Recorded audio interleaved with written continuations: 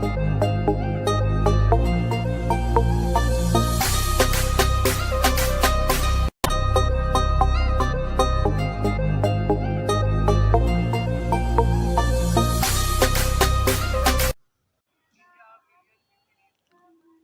Hind, Vande Mataram day student. स्वागत है आपका स्टूडेंट्स। आज हम आपके लिए लेकर अवेलेबल हैं GEO 104 का महामैराथन वीडियो।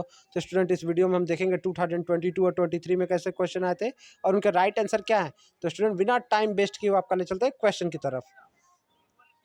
आज आपको ले चलेंगे प्रीवियस ईयर पेपर पे, देखेंगे कैसे क्वेश्चन आए थे और उनके राइट आंसर क्या है। चलिए स्टूडेंट, साथ ही करना चाहूँगा, आप हमारे प्लेटफॉर्म पे अगर नए हैं तो हमारे चैनल को लाइक सब्सक्राइब करिएगा, फ्रेंड्स से शेयर करिएगा। पहला क्वेश्चन जो आया था वो कह रहा है कि आधुनिक मानव भूगोल के जनक कौन है, यानी father of modern human geography की बात कर रहा है ये। ठीक है, तो student father of modern human geography की बात करें तो इसका ऑप्शन जो ए और बी दिया हुआ है स्टूडेंट, ये दोनों सही ऑप्शन है। ऑप्शन में वास्तव में होना चाहिए था ए और बी दोनों, हम्बोल्ट और रीटर। ठीक है, लेकिन जो अगर यहाँ पे हम जाएंगे रीटर के साथ, ठीक है, रीटर को father of modern human geography नहीं, मॉडर्न ह्यूमन ज्योग्राफी की बात कर रहा है। और हम्बोल्ट और रीटर दोनों को, हम्बोल्ट का पूरा नाम अलेक्जेंडर वॉन हम्बोल्ट है और रीटर, ये दोनों जो कार्ल रीटर है, ये दोनों जर्मन आपके क्या कहते हैं भूगोल वक्ता थे और ये दोनों को संयुक्त रूप से मॉडर्न ह्यूमन ज्योग्राफी का फादर माना जाता है। ठीक है, अब आप वास्तव में ऑप्शन में ए बी दोनों होता तो हम ए बी दोनों के साथ जाते, ठीक है, लेकिन रीटर के साथ यहाँ पे हम। तो student, father of modern human geography यानी आधुनिक मानव भूगोल के जनक आपको रेड जेल हो जाता है। जो ऑप्शन सी है ये आपका राइट आंसर हो जाएगा, रेड जेल को आपका राइट आंसर रहेगा। ठीक है, ये आपका father of modern human geography माने जाते हैं। अगला क्वेश्चन है, मानव भूगोल सक्रिय मानव और अस्थिर पृथ्वी के परिवर्तनशील संबंधों का अध्ययन करता है, यानी human geography the study of mutually changeable relations of active human and unstable earth. तो ये किसके द्वारा दिया गया स्टेटमेंट है? तो ये जो कह रहा है कि मानवीय भूगोल सक्रिय मानव और अस्थिर पृथ्वी के परिवर्तनशील संबंधों का अध्ययन है, ये स्टेटमेंट है एलन चर्चिल सैंपल का। ठीक है, तो ऑप्शन बी आपका सही रहेगा, एलन चर्चिल सैंपल। ठीक है, इसका राइट आंसर हो जाएगा। नेक्स्ट क्वेश्चन देख लेते हैं। जो अगला क्वेश्चन आया था वो कह रहा है, थर्ड वन वाला कह रहा है कि फाउंडर ऑफ नियो डिटर्मिनिज्म यानी नव नियतिवाद के संस्थापक, जो नियो डिटर्मिनिज्म है इसके फादर कौन है या संस्थापक कौन है, फाउंडर।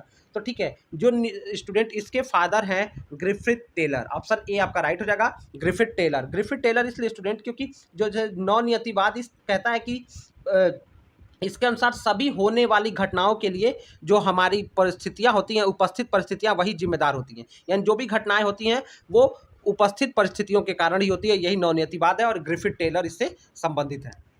अगला क्वेश्चन देख लेते हैं, निम्न में से कौन फ्रांसीसी भूगोल वक्ता नहीं है?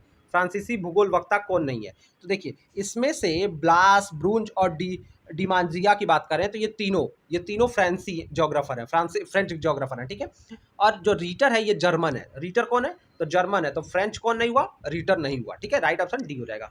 नेक्स्ट क्वेश्चन देख लेते हैं, एंड जो कह रहा है एंथ्रोपोजोग्राफी, ठीक है, यानी एंथ्रोपोजोग्राफी के लेखक कौन है? तो एंथ्रोपोजोग्राफी के लिए जो आपके राइटर की बात कर रहा है तो ये इसके राइटर रेडजेल हैं, रेडजेल। ठीक है, तो ऑप्शन डी आपका राइट सही हो जाएगा और इसके राइटर हैं रेडजेल। नेक्स्ट क्वेश्चन स्टूडेंट देख लेते हैं क्या कह रहा है। जो अगला क्वेश्चन कह रहा है कि संभववाद यानी कॉन्सेप्ट ऑफ पॉसिबिलिज्म किसने दिया? संभववाद की अवधारणा किसकी है? तो ठीक है, संभववाद, देखिए संभववाद की अवधारणा जो है आपकी ब्लांच की है। ठीक है, किसकी है स्टूडेंट? ये अवधारणा ब्लांच की है। ऑप्शन ए आपका राइट हो जाएगा। पॉसिबिलिज्म जो है ये पॉल विडाल डिला ब्लांस इनका पूरा नाम था, पॉल विडाल डिला ब्लांस, जो फ्रेंच कहाँ का था? ये फ्रांस का था, जिसने संभववाद की अवधारणा की दी। और संभववाद क्या कहता है स्टूडेंट? संभववाद कहता है कि दुनिया है जो वो संभावनाओं से भरी है और ये मानव के ऊपर है कि उन संभावनाओं का इस्तेमाल कैसे करता है। स्टूडेंट, जो सारी बातें आपको बताई जा रही हैं वो सब आप नोट करिएगा, ये सारी चीज़ें भी पूछी जा सकती हैं। अगला क्वेश्चन बताया जा रहा है, ईसी सैंपल किस देश से संबंधित है? तो जो ये मिस एलन चर्चिल सैंपल हैं, ये कहाँ की है? तो ये यूएसए की है। ये राइट आंसर हो जाएगा कि belongs to USA, C belongs to USA. Next question देख लेते हैं, मानव भूगोल के विचार के स्कूल का नाम बताइए जिसने मार्क्सवादी सिद्धांत का नियोजन किया। तो मार्क्सवादी सिद्धांत को देखिए, मार्क्सवादी सिद्धांत किसका अध्ययन करता है? बात करें तो मार्क्सवादी सिद्धांत जो होता है वो गरीबी, सामाजिक व्यवस्था, ठीक है, इस सब चीज़ों का अध्ययन करता है कि समाज में ऊपर ऊपर नीचे, कमजोर वर्ग, धनी वर्ग, इन सबों के बीच में अध्ययन करता है कि कैसे संसाधनों की कमी के लिए कौन जिम्मेदार है, कैसे समाज का विकास होगा, ये सारा चीज़ जो है मार्क्सवादी सिद्धांत। तो ये कह रहा है मानव भूगोल में कौन इसको लेके आया, तो इसको बोला गया रेडिकल स्कूल ऑफ थॉट। ये जो इसको लेके आया गया उसको रेडिकल स्कूल ऑफ थॉट ले आया, और इसने गरीबी और सामाजिक व्यवस्था की व्याख्या करने के लिए मार्क्सवादी सिद्धांत का सहारा लिया। इसको बोला गया radical school of thought. Option C आपका राइट हो जाएगा। नेक्स्ट क्वेश्चन देख लेते हैं। कौन सा मानव भूगोल का उपागम नहीं है, यानी मानव भूगोल का उपागम क्या नहीं है। तो इसका राइट आंसर जो अगर हम बात करें कि अप्रोच नहीं है ह्यूमन ज्योग्राफी का, तो क्वांटिटेटिव रिवॉल्यूशन, जो ऑप्शन सी कह रहा है, ये इसका अप्रोच नहीं है, यानी उपागम नहीं है। नेक्स्ट क्वेश्चन देखते हैं। निम्न में से कौन सा मानव पर्यावरण के बीच अन्योन्य क्रिया का सर्वाधिक महत्वपूर्ण कारक, यानी इंपॉर्टेंट फैक्टर ऑफ इंटरेक्शन लिखा है, उसको इंटरेक्शन पढ़िएगा, ये गलत टाइप हुआ है, इसको इंटरेक्शन पढ़ेंगे। Interaction between man and environment. तो मैन और इन्वायरमेंट के बीच में सर्वाधिक महत्वपूर्ण कारक क्या है। तो देखिए स्टूडेंट, सर्वाधिक महत्वपूर्ण कारक होता है पीपल बिहेवियर या ह्यूमन बिहेवियर। तो ये ऑप्शन में है नहीं। इसके बाद जो दूसरा आता है वो टेक्नोलॉजी आती है।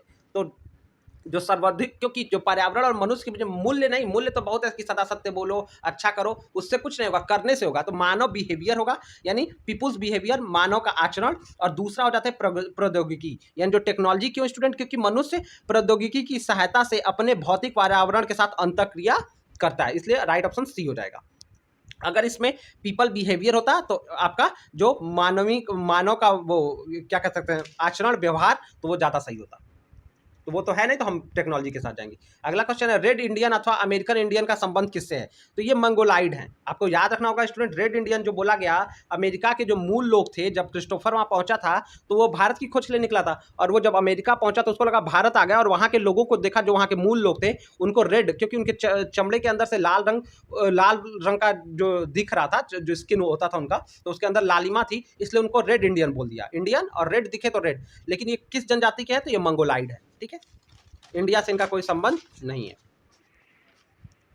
अगला क्वेश्चन देखते हैं। नेक्स्ट क्वेश्चन जो आया है स्टूडेंट, वो कह रहा है एस्किमो का निवास क्षेत्र क्या है। तो जो एस्किमो होते हैं स्टूडेंट, ये क्या कहते हैं, एस्किमोस, ये जो किस घर में रहते हैं आपको पता है, ये इग्लू में रहते हैं। और ये कहाँ पे पाए जाते हैं, इनका निवास क्षेत्र है अलास्का, यानी जो ये रहते हैं ये अलास्का में रहते हैं। ये देखिए, ये पूर्वी साइबेरिया, रूस से लेके अलास्का जो यूएसए में, देखिए नोट कर लीजिएगा, अगर ऑप्शन बदल जाएगा अलास्का की जगह पूर्वी साइबेरिया होगा तो भी सही हो जाएगा। तो ये पूर्वी साइबेरिया यानी रूस से लेके अलास्का यूएसए एवं कनाडा से लेके ग्रीनलैंड, कनाडा और ग्रीनलैंड के बीच में ये निवास करते हैं।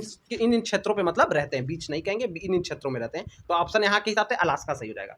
अगला क्वेश्चन है, मानव भूगोल के मानवीय समाज और धरातल के बीच संबंध, यानी कह रहा है कि human geography is study of relationship between society and earth, यानी अर्थ और समाज का क्या है, संश्लेषित अध्ययन है। तो ये स्टेटमेंट किसका है स्टूडेंट, ये स्टेटमेंट जो था जिसने कहा ये रेडजेल था। ठीक है, रेडजेल। तो रेडजेल ने ही कहा कि मानव भूगोल मानवीय समाज और धरातल के बीच संबंधों का संश्लेषित यानी सिस्टमैटिक स्टडी है। ठीक है, अध्ययन है। नेक्स्ट क्वेश्चन देखते हैं। नेक्स्ट क्वेश्चन जो कह रहा था कि मानव भूगोल के सिद्धांत के पुस्तक, यानी जो बुक है प्रिंसिपल ऑफ ह्यूमन ज्योग्राफी, तो ये बहुत इंपॉर्टेंट क्वेश्चन हो जाता है। और इसका विडाल डी, मैंने बताया था ना, ब्लांश, जो फ्रेंच जो क्या कहते हैं आपका फ्रेंच ज्योग्राफिस्ट था, यानी आपका फ्रांसी भूगोल वक्ता ब्लांश, ये इसके मानवीय भूगोल के सिद्धांत के लेखक हैं। ठीक है, अगला क्वेश्चन देख लेते हैं। अगला क्वेश्चन कह रहा है, निम्न से कौन नियतिवाद, यानी जो कह रहा है कि सपोर्टर ऑफ डिटर्मिनिज्म थियरी, यानी कौन नियतिवाद विचारधारा का समर्थक नहीं था।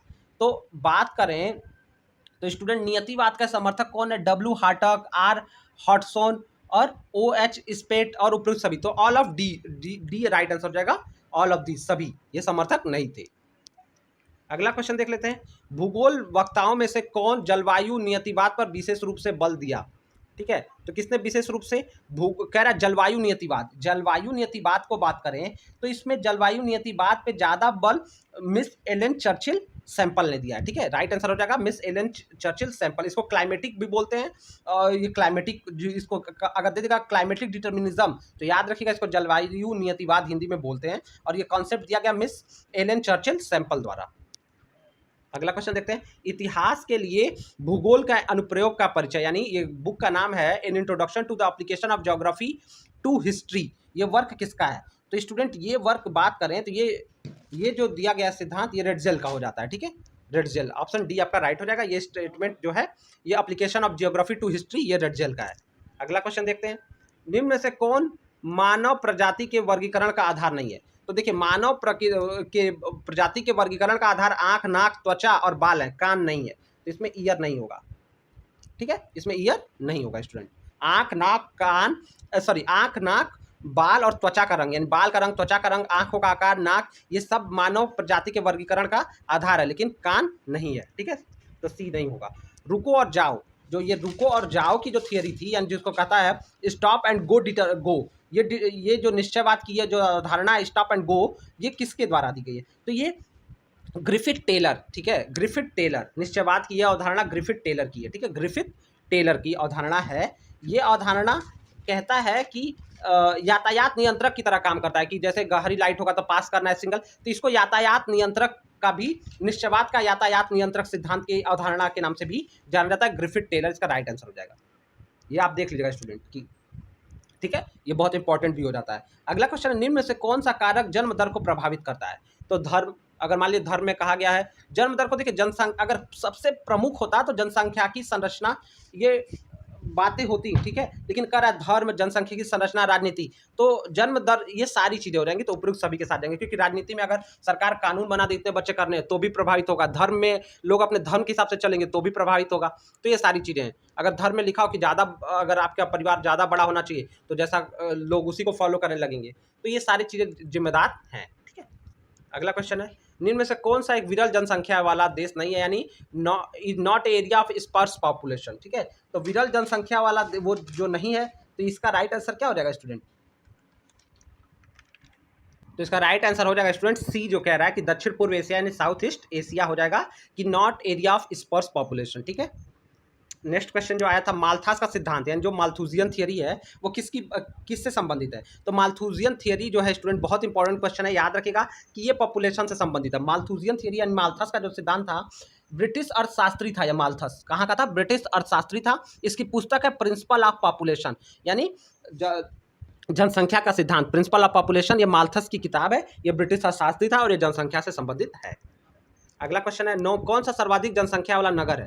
तो देखिए सर्वाधिक जनसंख्या वाला नगर, ये भारत के दो नगरों की बात किया है, और टोक्यो और सिडनी, एक ऑस्ट्रेलियन है और एक चाइनीज है। तो पहले नंबर पे टोक्यो आ जाता है, सर्वाधिक जनसंख्या कहाँ की है? टोक्यो की है। उसके बाद दिल्ली की है, तीसरे नंबर पे संघाई की है। तो इसमें से राइट आंसर आपका टोक्यो हो जाएगा। ठीक है, अगला क्वेश्चन है, सर्वाधिक जनसंख्या घनत्व, यानी countries has highest density of population, किसके पास है इसमें से? तो इसमें से सबसे ज़्यादा, देखिए पहले अगर बात करें सर्वाधिक जनसंख्या घनत्व वाला देश क्या है? मोनाको, यानी किस देश में जगह के हिसाब से सबसे ज़्यादा लोग हैं? तो मोनाको में कम जगह में ज़्यादा लोग हैं, पहले नंबर पे है, फिर मकाऊ है, फिर सिंगापुर है, फिर हांगकांग है, फिर देखिए बांग्लादेश का नंबर आता है एशिया में, फिर बांग्लादेश। तो आपका राइट आंसर हो जाएगा, यहाँ के हिसाब से आंसर करना है तो बांग्लादेश, बाकी तो मोनाको, मकाऊ ये सब है नहीं, तो यहाँ से बांग्लादेश, बांग्लादेश के बाद और देशों का नंबर है इस लिस्ट में। ठीक है, चलिए अगला क्वेश्चन आया है, निम्न में से कौन सा राज्य मानव विकास सूचकांक में सबसे नीचे है? तो इसका राइट आंसर क्या हो जाएगा स्टूडेंट? बिहार। इसके बाद आता है उड़ीसा। ठीक है, अगर दूसरे नंबर का पूछ लेगा, मानव राज्य मानव विकास, यानी जो कहते हैं कि ह्यूमन डेवलपमेंट इंडेक्स में सबसे नीचे बिहार है, उसके बाद उड़ीसा दूसरे नंबर पे है, ये याद रखिएगा। उसके बाद आपका वो हो जाता है। ठीक है, अगला क्वेश्चन कह रहा है, which one of the following pair is not correctly match? कौन सा, यानी जो दिया गया है वो गलत है, यानी मैचिंग गलत दी गई है। तो देखिए पहला कह रहा है बुशमैन सहारा, देखिए ये पहले तो एस्किमो अलास्का, मैं बताते जा रहा हूँ, ये बी सही है, एस्किमो अलास्का में है, पिग्मी मध्य अफ्रीका में है, और मसाई तंजानिया में है, ये तीनों सही है। देखिए मसाई तंजानिया के साथ साथ उत्तरी तंजानिया में है मसाई, और दक्षिणी केनिया में भी है, नोट करते चलेगा स्टूडेंट, दक्षिणी केनिया में भी मसाई हैं। और एस्किमो जो आपका अलास्का है, पिग्मी मध्य अफ्रीका सही है, लेकिन जो बुशमैन जो है, यानी जो बुशमैन है ये कह रहा है सहारा रेगिस्तान, लेकिन जो बुशमैन है ये सहारा नहीं, कलहारी में है, कलहारी डेजर्ट। ठीक है, तो ये बुशमैन सहारा में ना होकर कहाँ पे है? Kalahari desert. तो ये मैचिंग गलत दी गई, बाकी ये तीनों सही है, तीनों याद भी रखिएगा। और बुशमैन कहाँ पे होगा? कलहारी में होगा, ये भी बना लीजिएगा। अगला क्वेश्चन है, मंगोलाइड प्रजाति में, तो स्टूडेंट मंगोलाइड प्रजाति में सर्वाधिक पाए जाने वाला ब्लड ग्रुप की बात कर रहा है, कि मंगोलाइड प्रजाति में सर्वाधिक पाया जाने वाला रक्त समूह कौन सा है? तो इस स्टूडेंट मंगोलाइड जो प्रजाति है इसमें जो सबसे ज़्यादा पाया जाता है ब्लड ग्रुप है, वो राइट आंसर आपका ऑप्शन बी हो जाएगा, ग्रुप बी है जो मंगोलाइड में सबसे कॉमन है। ठीक है, तो ऑप्शन बी आपका राइट होगा। अगला क्वेश्चन, निम्न में से कौन सा केकेसाइड प्रजाति, यानी जो केकेसाइड प्रजाति से संबंधित नहीं है, यानी उसकी उप प्रजाति नहीं है। तो केकेसाइड प्रजाति को श्वेत प्रजाति के नाम से भी जानते हैं। और इसमें क्या नहीं है, देखिए केकेसाइड में केल्टिक, इसको केल्ट भी कहते हैं, ये हैं नॉर्डिक भी हैं और पूर्व बाल्टिक भी हैं, लेकिन कौन नहीं, एस्किमो नहीं है। एस्किमो केकेसाइड नहीं हो कि ये मंगोलाइड है। एस्किमोस जो होते हैं ये क्या है, केकेसाइड नहीं है, ये क्या है आपके मंगोलाइड हैं, याद रखेंगे इसको, आप देख लीजिए ध्यान से। नेक्स्ट अगला क्वेश्चन देख लेते हैं कि मसाई एक आदिम जनजाति है। देखिए मसाई जो है ये कहाँ के हैं, तो देखिए मसाई जो है ये दक्षिणी केनिया और तंजानिया के हैं, ठीक है। तो ये तंजानिया और दक्षिणी केनिया, तो तंजानिया हमारे पास ऑप्शन में है, तो डी सही हो रहेगा, तंजानिया, ठीक है। और तंजानिया के, और इसके बाद जान लीजिए मसाई के घरों को नोट कर लीजिएगा, बोम्बा कहते हैं, BOMBA। इनके घरों को क्या बोलते हैं, बोम्बा बोलते हैं, याद रखिएगा, बहुत इंपॉर्टेंट क्वेश्चन है, पूछे जाने की संभावना भी है। अगला क्वेश्चन है, कौन सी जनजाति कलहारा, देखिए अब कलहारी मरुस्थल से संबंधित है, तो मैंने बताया बुशमैन। कलहारी से कौन संबंधित है, बुशमैन, ये पहले ही बता दिया आपको, ये याद रखिएगा। बाकी अगला क्वेश्चन है, क्राल शब्द का प्रयोग किया है। देखिए जो क्राल है इसको क्राउल, KRAUL भी कहते हैं, क्राउल भी कहते हैं। और ये संबंध किससे है, तो देखिए स्टूडेंट इसके हिंदी और अंग्रेजी वर्जन में बहुत अंतर लिखा है, जो हिंदी में ऑप्शन है जो अंग्रेजी में ऑप्शन है उसमें बहुत अंतर है। तो देखिए जो क्राल होते हैं, पहली बात तो जान जाइए, ये मसाई चरवाहे जो, या मसाई जनजाति हैं, या मसाई जो है विलेजर ऑफ मसाई, तो उनके घरों को या उनके पशुओं के बाड़े को कहते हैं। तो पहला कह रहा है किक्यूयोसो, जो कह रहा है किक्यूयोसोस के मवेशी सेट, नहीं, अगर यहाँ पे ऑप्शन रहता कि ये मसाई के मवेशी सेट तो सही हो जाता। तो मसाई जो ऑप्शन सी कह रहा है, अंग्रेजी में सही दिया हुआ है, अंग्रेजी में कह रहा है fenced village of Masai herder. Fenced मतलब जिसका बाड़ा, जिसका घेरा गया हो, तो फेंस्ड विलेज ऑफ मसाई, लेकिन यहाँ पे अंग्रेजी में लिख दिया, हिंदी में लिख दिया काल्पनिक गांव। ये काल्पनिक गांव नहीं, इनके में होना चाहिए था कि बाड़ेदार गांव, जो बाड़े से, तो उनके गांवों को भी कहते हैं। और उनके जो पशुओं के सेट होते हैं, दोनों को क्रॉल का इस्तेमाल किया गया है उनके बताने के लिए। तो स्टूडेंट आप समझ रहे हैं कि यहाँ पे अंग्रेजी हिंदी ट्रांसलेशन में थोड़ी गलतियां छप गई हैं। तो यहाँ होना चाहिए मसाई चरवाहों के गांव, बाड़ेदार गांव, काल्पनिक नहीं, बाड़ेदार गांव, और या उनके मवेशी सेट, तो मसाई के होंगे, ऑप्शन सी इसके हिसाब से सही होना चाहिए। लेकिन कुछ इसमें मिसप्रिंट हो गया है हिंदी में, अंग्रेजी में सही छपा हुआ है।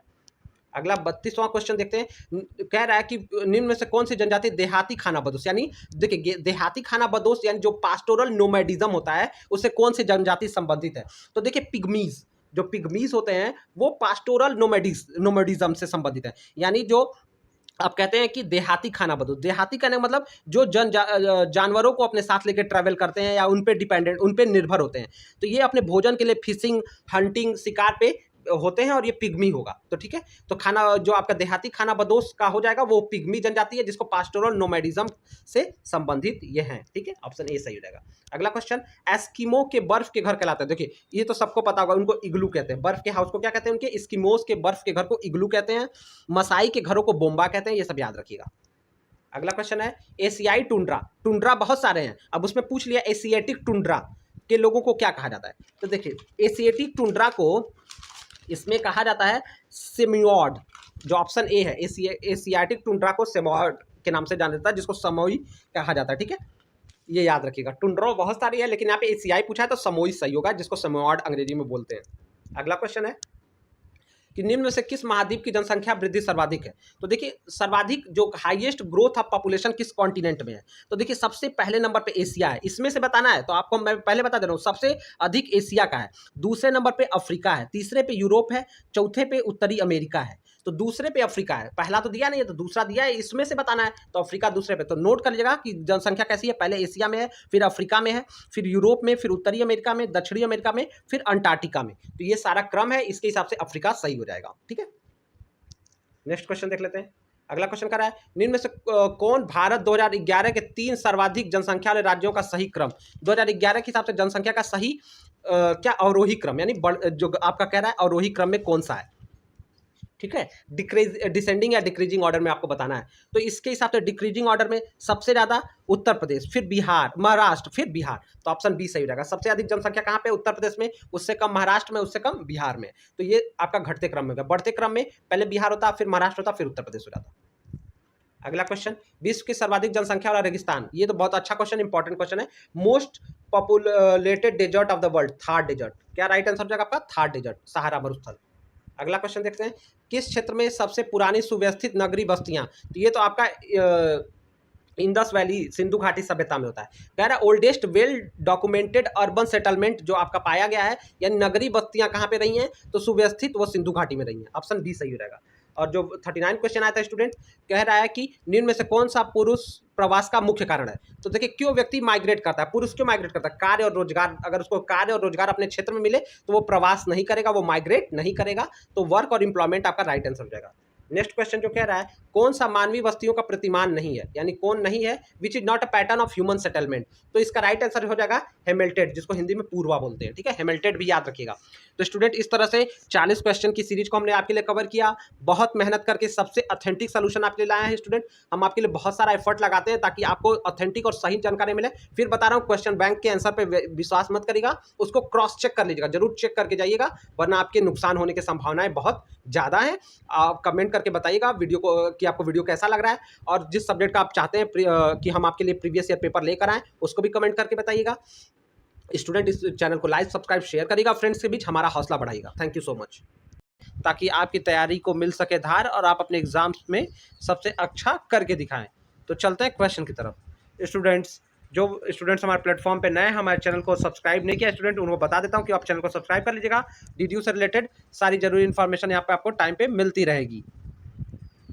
तो पहला क्वेश्चन क्या कह रहा है कि किस विचारधारा के अंतर्गत सामान्यतः मानव को एक निष्क्रिय कारक समझा गया, यानी ह्यूमन को जो है पैसिव एजेंट निष्क्रिय कारक समझा गया है, जो पर्यावरणीय कारकों से प्रभावित होता है, यानी इन्वायरमेंटल फैक्टर से प्रभावित हो जाता है। किसको कहा गया है, मानव को निष्क्रिय कारक और पर्यावरणीय कारकों से प्रभावित होने वाला। तो स्टूडेंट ये कौन सी विचारधारा कहती है, इस प्रश्न को ये पूछना चाहता है। तो स्टूडेंट इस विचारधारा को अंग्रेजी में डिटर्मिनिज्म और हिंदी में नियतिवाद कहते हैं। क्या कहते हैं, नियतिवाद या अंग्रेजी में डिटर्मिनिज्म कहते हैं। मानव क्रियाकलाप पर्यावरण से नियंत्रित होती है। ठीक है, ये इस विचारधारा का मानना है। जैसे क्लाइमेट, जलवायु, मतलब क्लाइमेट, जलवायु, क्षेत्र, इन सब से क्या होता है, मानव के क्रियाकलाप प्रभावित होते हैं, जिसको नियतिवाद इसी बात की वकालत करता है।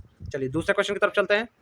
स्टूडेंट कह रहा है भूगोल में संभववाद की विचारधारा का जन्म और विकास किस देश में हुआ है, यानी ये पूछना चाह रहा है स्टूडेंट कि ओरिजिन और डेवलपमेंट, जिसको संभववाद को अंग्रेजी में पॉसिबिलिज्म कहते हैं, तो पॉसिबिलिज्म का जो है आपका डेवलपमेंट और ओरिजिन कहाँ है। तो स्टूडेंट इसका विकास फ्रांस में सबसे पहले हुआ। ठीक है, तो संभववाद की विचारधारा जो पॉसिबिलिज्म की विचारधारा है, इसका विकास फ्रांस में पॉल विडाल ब्लांच ने मतलब इसके विकास में बहुत महत्वपूर्ण योगदान को किया। ठीक है, जो फ्रांस के निवासी थे, इन्होंने स्कूल ऑफ पॉसिबिलिज्म यानी संभववाद के स्कूल का नींव भी फ्रांस में रखा। तो ऑप्शन बी आपका राइट आंसर रहेगा।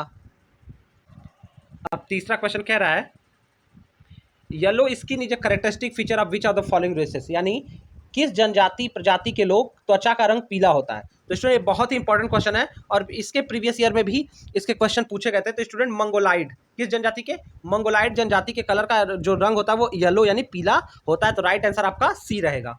अब नेक्स्ट क्वेश्चन भी देख लेते हैं क्या कह रहा है। तो नेक्स्ट क्वेश्चन कह रहा है जनसंख्या संक्रमण सिद्धांत के अनुसार भारत किस अवस्था में है, यानी डेमोग्राफिक ट्रांजिशन थियरी के हिसाब से भारत किस अवस्था में है स्टूडेंट। ठीक है, तो डेमोग्राफिक ट्रांजिशन थियरी के हिसाब से स्टूडेंट इंडिया इस समय आपके जैसे ये बदल गया है ना, समय से बदलता रहता है। तो स्टूडेंट इस समय करंट के टाइम के हिसाब से भारत अभी थर्ड स्टेज में है। इसको एकदम एग्जैक्टली समझ लीजिए कि इंडिया किस अवस्था में है, जनसंख्या संक्रमण सिद्धांत यानी डेमोग्राफिक ट्रांजिशन थियरी के हिसाब से तृतीय अवस्था में। प्रथम अवस्था में स्टूडेंट आप नोट करिएगा, जो प्रथम अवस्था होता है इसमें हाईएस्ट बर्थ और हाईएस्ट डेथ रेट होता है, यानी लोग पैदा भी ज़्यादा होते हैं, जन्म भी लोगों का ज़्यादा होता है और मृत्यु भी ज़्यादा देश होती है। तो इस देश में क्या क्या कौन कौन से देश है, तो ज़्यादा जन्म और ज़्यादा मृत्यु वाले राज्य जैसे सूडान, इसमें क्या कहते हैं सूडान। नोट करेगा स्टूडेंट, हमेशा की तरह आपको पता ही है, छोटी छोटी जो बातें बताता हूँ वो एग्जाम में पूछे जाते हैं, तो उसको नोट करेगा। तो प्रथम अवस्था में कौन कौन से देश है, सूडान और माली। द्वितीय अवस्था में स्टूडेंट कौन कौन से कंट्री आते हैं, अफगानिस्तान और पाकिस्तान द्वितीय अवस्था के देश है। भारत जो है तृतीय अवस्था का देश है।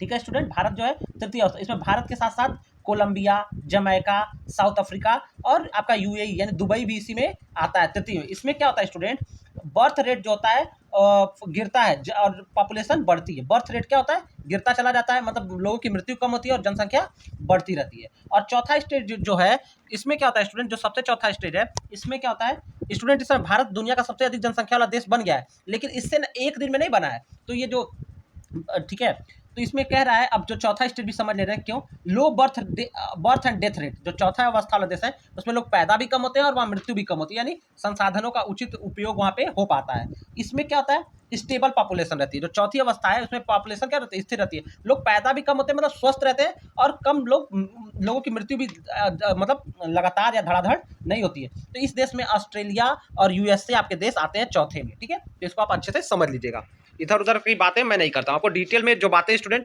फैक्ट के साथ होता है वही बताता हूँ। अगला क्वेश्चन कह रहा है, किसने सर्वप्रथम जनसंख्या वृद्धि से संबंधित सिद्धांत दिया। तो स्टूडेंट सबसे पहले जनसंख्या यानी जिसको आप पॉपुलेशन ग्रोथ रिलेटेड थियरी सबसे पहले किसने दिया, ये माल्थस का है स्टूडेंट, ये किसका है, माल्थस का ये सिद्धांत है, ठीक है। तो जनसंख्या का सबसे पहले सिद्धांत किसने दिया, अल्थुसियन माल्थस है, इसे माल्थुसियन थियरी के नाम से हम स्टूडेंट जानते हैं, ठीक है। तो माल्थस ने दिया, और इसने अपनी 1978 में, किसमें, 1798 में, उल्टा बोल दिया था स्टूडेंट, 1798 में एस्से ऑन पॉपुलेशन यानी जनसंख्या पर निबंध नामक मतलब इसने लिखकर, मतलब लेख लिखकर इस सिद्धांत को दिया, ठीक है। और ये बहुत ज़्यादा ये पॉपुलर हो गया। इसने बताया कि जनसंख्या जो होती है हमेशा गुणांक यानी मल्टीप्लायर्स में बढ़ती है, दो का दुगना बढ़ेगी तो 4 होगी, 4 का दुगना होगा तो 8 होगी, फिर 16 होगी, 32 होगी, इसी तरह मल्टीप्लायर्स में जनसंख्या बढ़ती है, ठीक है। ये इस सिद्धांत के हिसाब से यानी जनसंख्या का जो विस्तार होता है वो दुगनी रफ्तार से होता है, ये माल्थुसियन थियरी में कहा गया था, जिसे माल्थस ने दिया था। इस बात को आप अच्छे से समझिएगा। और माल्थस जो था वो ब्रिटिश था, ठीक है, ब्रिटिश देश का यानी ब्रिटेन का था। चलिए अगला प्रश्न भी देख लेते हैं, निम्नलिखित में से कौन से कारक आदिवासी बस्ती के लिए उत्तरदायी है। स्टूडेंट आदिवासी बस्ती की जब हम बात कहते हैं तो इसको कहते हैं सेटलमेंट, ठीक है। तो जो है सेटलमेंट के लिए यानी अधिवास बस्ती के लिए कौन कौन से कारक जिम्मेदार है। तो स्टूडेंट पहला कारक भौतिक कारक और दूसरा कारक जलवायु यानी क्लाइमेट फैक्टर। तो स्टूडेंट दोनों कारक इसके लिए इंपॉर्टेंट है। इसके साथ ही साथ मृदा और गुण जो है, टाइप ऑफ सॉइल, मृदा के गुण और कारक यानी जो धरती का संरचना है, मिट्टी का जो संरचना है और उसके कारण है वो भी जिम्मेदार है। तो स्टूडेंट तीनों ऑप्शन सही है, तो राइट आंसर आपका ऑप्शन डी रहेगा। नेक्स्ट क्वेश्चन क्या कह रहा है, घने अधिवास पर किन कारकों का प्रभाव, यानी जो डेंस सेटलमेंट होता है उसमें किसका किसका प्रभाव होता है। तो पहला कह रहा है प्लेन लैंड यानी समतल प्लेन फर्टाइल लैंड यानी समतल उपजाऊ भूमि, बिल्कुल इसका प्रभाव रहता है। दूसरा student ability of drinking water यानी पीने योग्य जल का भी रहता है, ये भी सही है। आवागमन के लिए मार्ग यानी मीन्स ऑफ ट्रांसपोर्ट और कम्युनिकेशन, संचार का भी मार्ग, आवागमन और संचार का मार्ग दोनों होना चाहिए, तो ये सब रहता है। तो स्टूडेंट डी वाला ऑप्शन आपके लिए यहाँ पे भी सही हो जाएगा। ये सारे फैक्टर डेंस सेटलमेंट के लिए जरूरी है। अगला क्वेश्चन, निम्न में से कौन नगरीय अधिवास का प्रकार है। ठीक है, ध्यान से कह रहा है नगरीय अधिवास का प्रकार है। तो स्टूडेंट जो आपका कस्बा है, शहर है, ये सब नगरीय आवास है, टाउन सिटी। तो इसमें नगरीय, ठीक है, तो नगरी जो है इसका ये क्या होगा, यहाँ पे कस्बा, इसमें टाउन होता है। स्टूडेंट नोट कर लीजिए इसमें क्या क्या आता है। नगरी में अगर आपको पढ़े होंगे बुक तो आपको एकदम क्लियर होगा कि आपको पता है इसमें टाउन आता है, सिटीज यानी टाउन मतलब कस्बे, सिटीज मतलब शहर, मेट्रोपोलिस आती है इसमें, और मिलियन सिटी आती है, सॉरी मेगापोलिस आती है, MEGAPOLIS, मेगापोलिस भी आती है इसमें, और मिलियन सिटीज भी आती है। ठीक है, तो ये सारे आपके जो है ये अर्बन सेटलमेंट के प्रकार हैं। लेकिन जो ठीक है, तो नगरी का वही पूछा है, तो कस्बा हमारा सही रहेगा। जबकि पूर्वा, बाजार, गांव और ये सब क्या हो जाते हैं, ये सब आपके पूरी तरह से मतलब पूर्वज हो गया, ये सब गांव को, ये नगरी नहीं ग्रामीण अधिवास का प्रकार हो जाता है। और बाजार और गांव स्टूडेंट थोड़ा सा मिक्सअप होता है, तो उसको ना पूरा शहर में कह सकते हैं, कुछ लोग उसको शहर में मान लेते हैं, कुछ लोग नहीं मानते हैं। तो हम उपयुक्त सभी इसलिए नहीं मानेंगे कि क्योंकि पूर्वा जो है स्टूडेंट वो ग्रामीण अधिवेश का प्रकार हो जाता है, तो इसलिए हम टाउन के साथ इसमें जाएंगे। ठीक है, हेमलेट जो है जिसको आप पूर्वा कर रहे हैं, हेमलेट मतलब होता है छोटा गाँव एक तरह का। ठीक है, इसको आप समझ लीजिए। अगला स्टूडेंट, सघन अधिवास कहाँ पाया जाता है, यानी कंपैक्ट सेटलमेंट कहाँ पाया जाता है। तो student compact settlement Ganga Sutlej के मैदान के पास, गंगा के डेल्टा क्षेत्र में ये जो है कंपैक्ट सेटलमेंट आपका है। सघन अधिवास जो है तो गंगा के बाढ़ के मैदान में। और ठीक है, तो आपका राइट आंसर गंगा के बाढ़ यानी flood plain region of Ganga आपका राइट होना चाहिए। ठीक है, और बाकी जो डेल्टास की तरफ आपका पाया जाता है तो उसमें ठीक है, तो ये गंगा सतलज के मैदान में आपका सघन अधिवास पाया जाता है, तो ऑप्शन आपका ए राइट रहना चाहिए। अगला क्वेश्चन, मानव भूगोल का जनक किसे कहा जाता है। तो स्टूडेंट ये तो पिछले बार का रिपीटेड क्वेश्चन था, और इसका मानव भूगोल का जनक रेडजेल को माना जाता है। इसको आप अच्छे से जानते हैं, रेडजेल को माना जाता है। ठीक है, ऑप्शन सी आपका राइट रहेगा। अगला क्वेश्चन, ओरिजिन ऑफ स्पीसीज नामक पुस्तक किसने लिखी। तो स्टूडेंट ये बहुत ही इंपॉर्टेंट पुस्तक है, और साइंस के हर स्टूडेंट, आपने विज्ञान पढ़ा हुआ तो आपको पता है कि ओरिजिन ऑफ स्पीसीज जो है चार्ल्स डार्विन ने इस सिद्धांत को दिया था। ठीक है, चार्ल्स डार्विन ने दिया था, तो ऑप्शन ए आपका राइट रहेगा। अगला क्वेश्चन, सीढ़ी प्रतिरूप अधिवास कहाँ पाए जाते हैं? सीढ़ी प्रतिरूप अधिवास, ठीक है, जिसको आप कहते हैं टेरेस्ड पैटर्न सेटलमेंट। तो स्टूडेंट टेरेस्ड पैटर्न सेटलमेंट आपके माउंटेन और हिल्स में पाए जाते हैं, यानी पर्वत और पहाड़ी में, पर्वत और पहाड़ी में पाए जाते हैं, ठीक है। ऑप्शन आपका बी राइट रहेगा, ठीक है, तो बी आपका राइट आंसर हो जाएगा।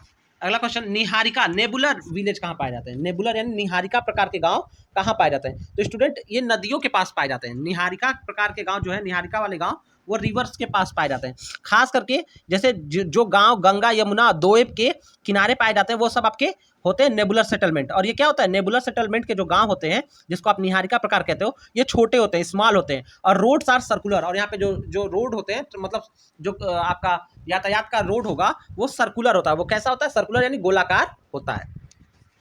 पंखा प्रतिरूप अधिवास, यानी अंग्रेजी में गलत लिख दिया है, फॉर पैटर्न लिख दिया है, ठीक है, फैन पैटर्न होना चाहिए, ठीक है। तो fan pattern of settlement is found in, तो स्टूडेंट फैन पैटर्न जो होता है, अब ये वाला जो है वो डेल्टा क्षेत्र में पाया जाता है। ये कहाँ पाया जाता है? डेल्टा क्षेत्र में पाया जाता है, ठीक है। यहाँ पे इसका राइट आंसर डेल्टा क्षेत्र होगा, ठीक है। तो ये डेल्टा क्षेत्रों में पाया जाता है। अगला क्वेश्चन, रुको और जाओ निश्चयवाद के प्रतिपादक कौन है? तो स्टूडेंट रुको और जाओ, जिसको स्टॉप एंड गो डिटर्मिनिज्म कहते हैं, अंग्रेजी में अगर भी आ जाएगा स्टॉप एंड गो डिटर्मिनिज्म, तो ये किसका स्टूडेंट हो जाता है? ठीक है, तो ध्यान से, रुको और जाओ निश्चयवाद का एक नाम और भी है, ठीक है, जिसको स्टॉप एंड गो डिटर्मिनिज्म लिखा है, तो इसको दिया ग्रिफिथ टेलर ने। किसने दिया? ग्रिफिथ टेलर ने इसको दिया। स्टूडेंट इसका दूसरा नाम भी, इसको नियो डिटर्मिनिज्म यानी नौ निश्चयवाद के नाम से भी हम इसको जानते हैं, नियो डिटर्मिनिज्म को जानते हैं। इसी को कहा जाता है रुको और जाओ निश्चयवाद। और ये ग्रिफिथ टेलर ने 1920 के आसपास दिया था। कब दिया था? 1920 के अराउंड में दिया था। इस बात को आप ध्यान रखिएगा, ठीक है। तो ग्रिफिथ टेलर किससे जुड़े हुए हैं? नौ निश्चयवाद से। ये भी आपको यहाँ पे समझना पड़ेगा। अभी आगे क्वेश्चन में कौन किससे जुड़ा हुआ है स्टूडेंट, ये सारी बातें मैं बहुत अच्छे से आपको समझा दूंगा। अगला क्वेश्चन कर रहा है, निम्न में से कौन विद्वान निश्चयवाद यानी जो है डिटर्मिनिज्म का सपोर्टर नहीं है, या निश्चयवाद का जो है वो सपोर्टर नहीं है, ठीक है। तो इस का सपोर्टर कौन है स्टूडेंट? इसमें हम्बोल्ट सपोर्टर है, रीटर भी सपोर्टर है, और रेडजेल सपोर्टर है। तो ये तीन जो है आपके, ये तीनों सपोर्टर है। और कौन सपोर्टर नहीं है स्टूडेंट? तो विडाल डी ला ब्रांस। तो विडाल डी ला ब्लांस जो था वो फ्रेंच ज्योग्राफर था, फ्रांस का भूगोल वक्ता था, और ये संभववाद यानी पॉसिबिलिज्म से जुड़ा हुआ है। किससे जुड़ा हुआ है ये भी बता दे रहा हूँ। ये किससे जुड़ा हुआ है? संभववाद से, डिटर्मिनिज्म से नहीं, पॉसिबिलिज्म से, ठीक है। तो पॉसिबिलिज्म से ये जुड़ा हुआ है, ठीक है, इसको आप याद रखिएगा। तो आपका हम्बोल्ट, रीटर और रेडजेल ये आपके निश्चयवाद या डिटर्मिनिज्म के सपोर्टर हैं। अगला क्वेश्चन, कौन संभववाद का प्रवर्तक है? यानी अभी तो इससे पहले पूछा था निश्चयवाद, रुको और जाओ निश्चयवाद, जिसको नियो डिटर्मिनिज्म का प्रवर्तक प्रणेता, तो वो था आपका ग्रिफिथ टेलर। अब इसके बाद अब यहाँ पूछ रहा है संभववाद का प्रवर्तक। तो संभववाद से कौन जुड़ा हुआ है स्टूडेंट? मैंने आपको बताया विडाल डी ला ब्लांस। विडाल डी ला ब्लांस जो है वो संभववाद का प्रवर्तक माना जाता है, जो फ्रेंच भूगोल वक्ता था, ठीक है। तो आपका राइट आंसर हो जाएगा। और अब देखिए, रीटर को मैंने बताया कि ये निश्चयवाद, रीटर किससे जुड़ा हुआ है याद रखिएगा, स्पेशल तभी समझ में आएगा। तो रीटर स्टूडेंट आप निश्चयवाद, और कांट जो है ये कठोरतावाद या रिगोरिज्म यानी कठोरतावाद से आपका कांट जुड़ा हुआ है। और ग्रिफिथ टेलर जो अंतिम, तो ये आपका कठोरतावाद से, और ग्रिफिथ टेलर आपका नौ निश्चयवाद से जुड़ा हुआ है। तो समझ में आ गया, राइट आंसर हो जाएगा कि आपका जो है विडाल डी ला ब्लांस जो था वो आपका संभववाद का प्रवर्तक है, ठीक है, पॉसिबिलिज्म का।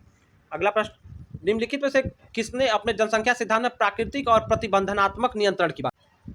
तो स्टूडेंट्स, जनसंख्या को प्राकृतिक और प्रतिबंधित नियंत्रक की बात, यानी उसको नियंत्रण करने की बात किसने की थी?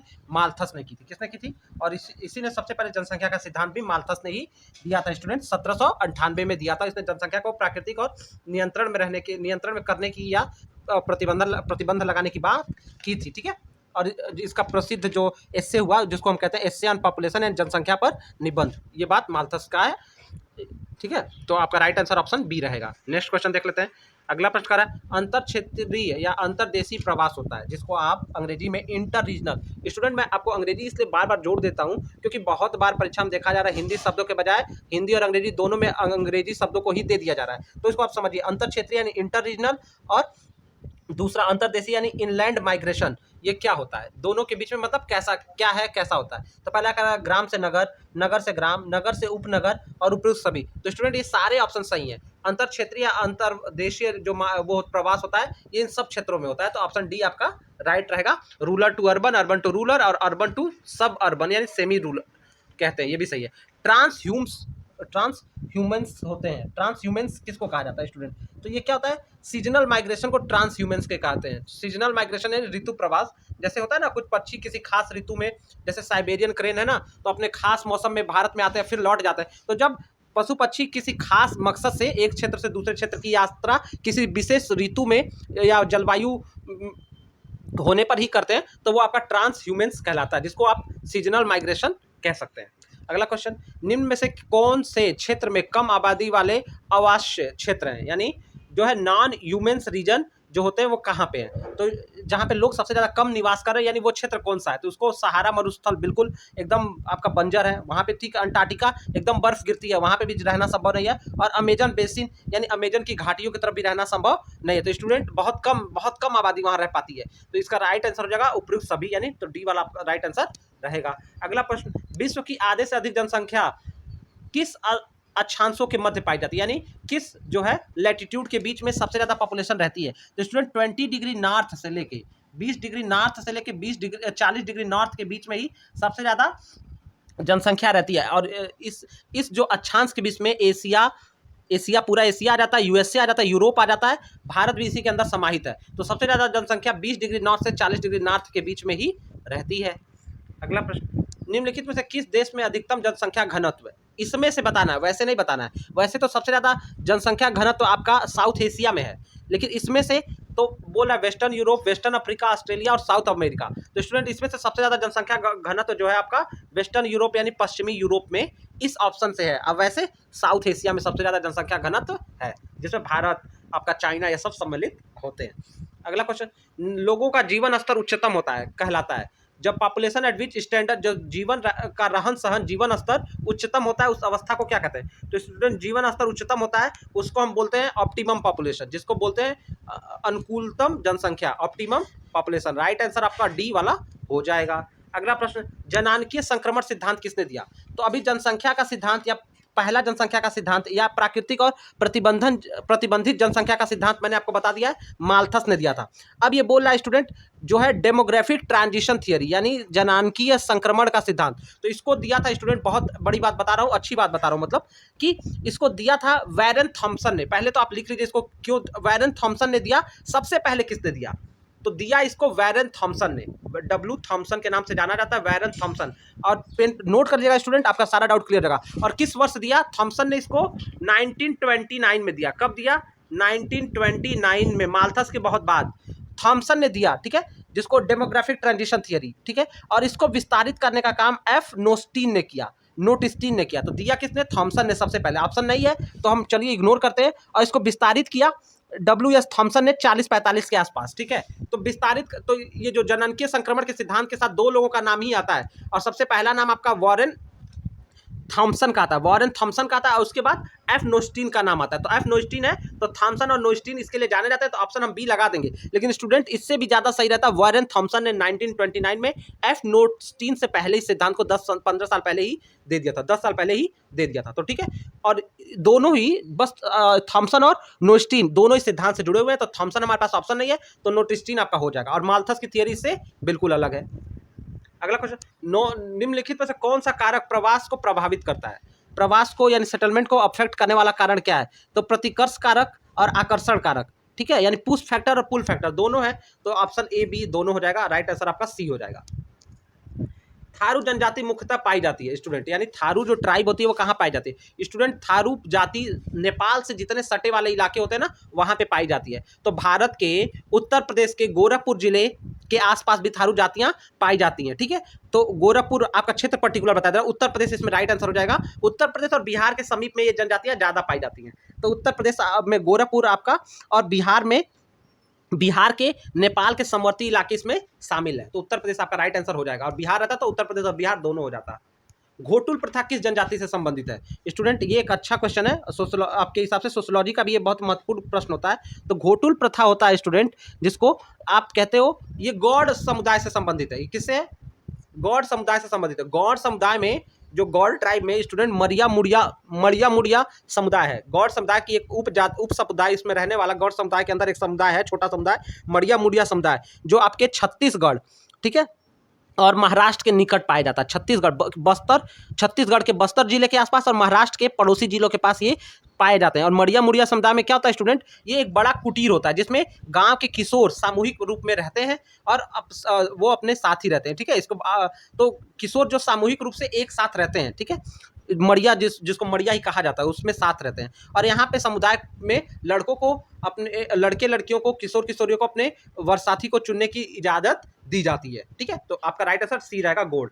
अगला question, geographical introduction to history नामक पुस्तक किसने लिखी? तो ज्योग्राफिकल इंट्रोडक्शन टू हिस्ट्री नामक की किताब लूसियन फेब्रे की है, जिसको फेब्रे भी आप जानते हैं। तो ये लूसियन फेब्रे की किताब हो जाती है, इंपॉर्टेंट क्वेश्चन रहेगा। अगला क्वेश्चन, इग्लू किसका निवास ग्रह है? ये भी बहुत इंपॉर्टेंट क्वेश्चन है, पिछले बार भी रिपीटेड था।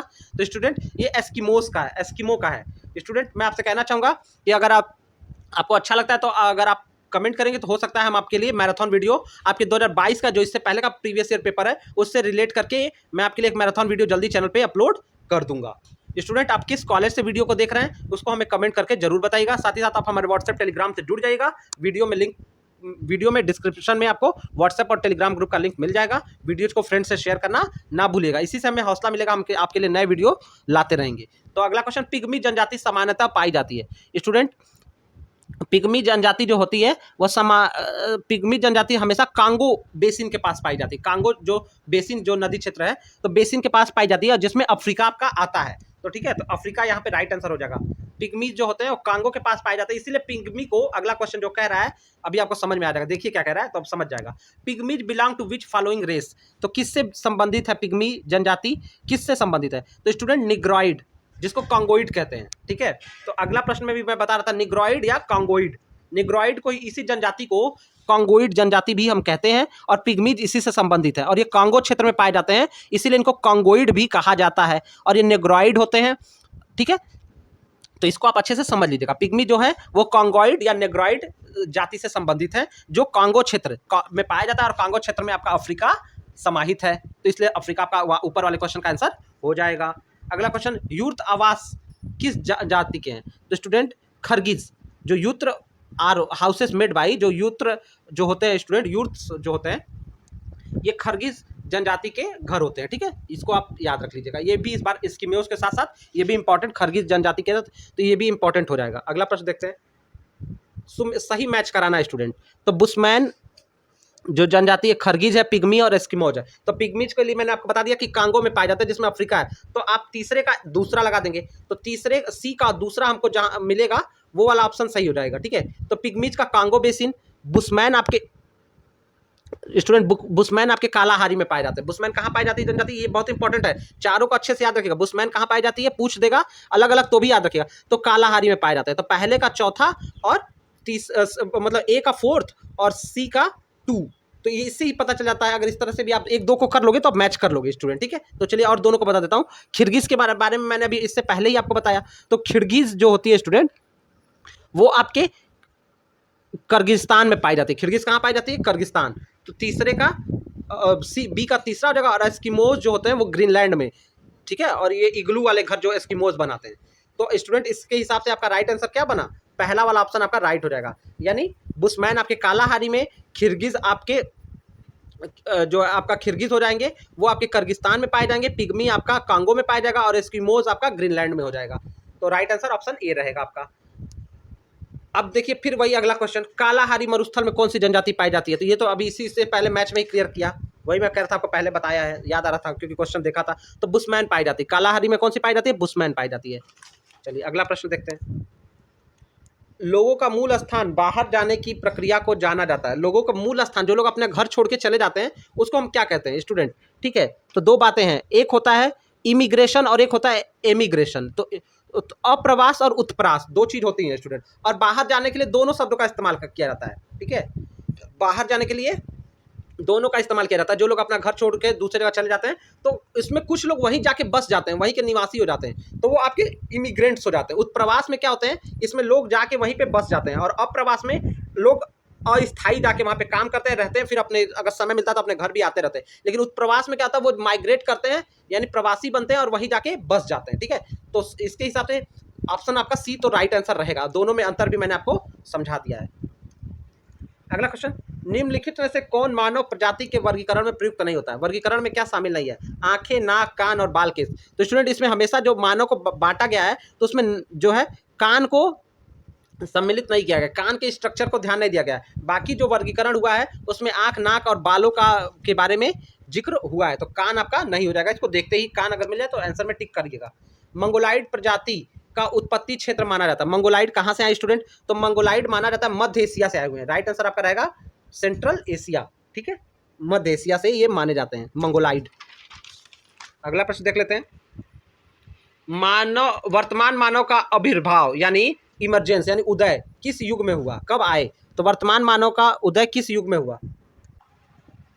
तो स्टूडेंट जो वर्तमान मानव यानी मॉडर्न मैन है, इसका विकास जो है ये प्लायोसीन, जो ऑप्शन के अकॉर्डिंग बात करेंगे तो प्लायोसीन एज में हुआ, ठीक है। इससे ये जो वर्तमान मानव का उदय हुआ प्लायोसीन एज के बाद ये प्लियोस्टोनसीन एज में पहुंचा और उसके बाद होलोसीन एज में पहुंचा, जहां से इसको इंसानों को होमोसोपियंस भी कहा जाने लगा, ठीक है। तो ये आपका राइट आंसर आपका ऑप्शन सी रहेगा, प्लेयोसीन। अगला प्रश्न और जो लास्ट प्रश्न है स्टूडेंट, मनुष्य के लिए प्रकृति का एक स्थान एक सालाकार से अधिक नहीं हो सकता, यानी जो वो क्या होता है, वो एक जो आपका एडवाइजर होता है, इससे अधिक प्रकृति नहीं हो सकती। ये कथन किसने दिया? तो प्रकृति को एक सालाकार की बात जो है स्टूडेंट वो डिमांजियन ने, जिसको डिमांजिया आप हिंदी में कहते हो, तो डिमांजियन ने इस सिद्धांत को दिया था। ऑप्शन आपका बी राइट हो जाएगा, ठीक है। इसी ने प्रकृति को एक सलाहकार से अधिक कुछ नहीं माना था। तो स्टूडेंट इस तरह से हमने आपके लिए पूरे 40 क्वेश्चन के प्रीवियस ईयर को कवर किया। आशा करते हैं वीडियो लेक्चर आपको अच्छा लगेगा। तो स्टूडेंट वीडियोस को लाइक, सब्सक्राइब, शेयर करना ना भूलिएगा। कोई डाउट होगा तो कमेंट करेगा या हमारे व्हाट्सअप या टेलीग्राम ग्रुप पे भी हमसे डायरेक्ट आप जुड़ के पूछ सकते हो। लिंक वीडियो के डिस्क्रिप्शन में मिल जाएगा। स्टूडेंट आपको आपके एग्जामिनेशन के लिए माई डीडू यूनिवर्सिटी फैमिली की तरफ से गुड लक। मिलते हैं नेक्स्ट वीडियो में।